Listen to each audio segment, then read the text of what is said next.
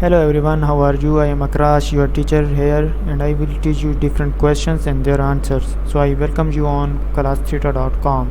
So our today's question is: in what way does teamwork make work more significant? Multiple choice. It centralized authority so workers do not have to make decisions. Team members have less authority, so they can relax. Team get to work on fast-moving assembly lines. Team members contribute to quality and assume many activities traditionally reserved for managers. Teams spare employees for having to work directly with customers and author the customer. Teamwork makes work more significant because team members contribute to quality and assume many activities traditionally reserved for managers.